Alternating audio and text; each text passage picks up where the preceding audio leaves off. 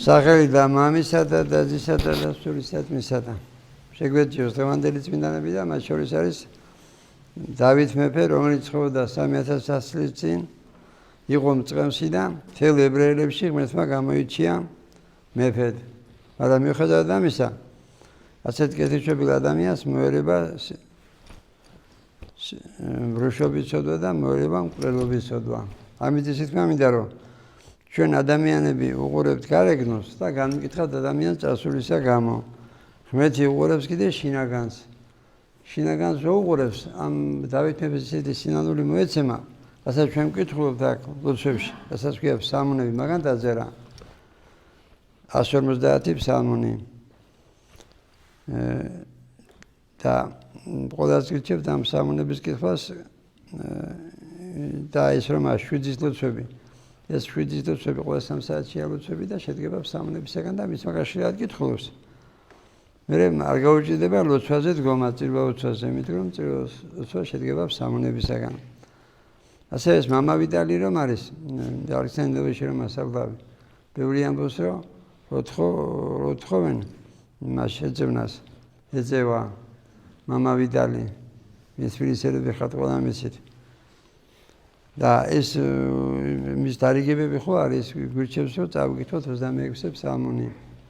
ასე პატრიარქის კუთხებით ეს ფსალმუნები რომ 90,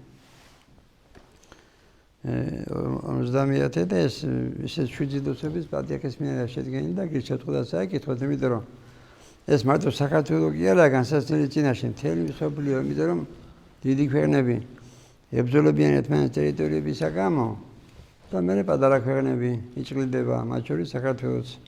ამიტომ მინდა ვილოცოთ არა მარტო საქართველოსთვის, არამედ მთელი მსოფლიოს, მთელი მსოფლიო აკადის ბეწვის ხიდზე და მაგრამ გადარჩენა არის ღმერთის ხელში. რაც უნდა ვილოცოთ, ხშირად მოყავს ილია წინასწარმეტყველის მაგალითი. ცხოვრობდა 2900 წლის წინ. 3 წელი 6 თვე არ მოდიოდა წვიმა და წარმოიდგინეთ, რამდენი ადამიანი გვდებოდა მაშინ.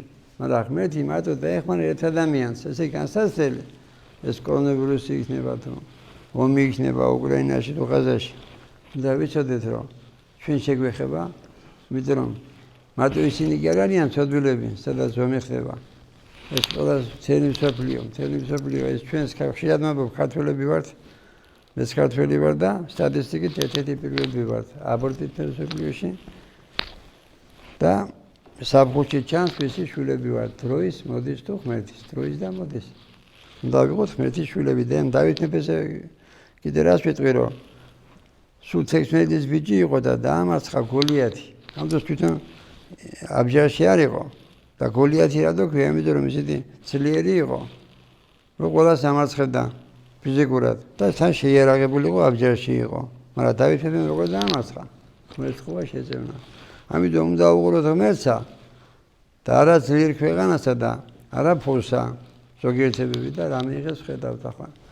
ჩვენს გვიჩემენ რომ ჩვენც უყუროთ ძლიერ ქვეყანას, ზოგიერთები თვითონ ეროვნებით ქართველები და დასავლეთის ფულსა. მეტი წვენა მოგცეს და ყოველთვის ყველა მოაქციოს. ჩვენთან არის ღმერთი.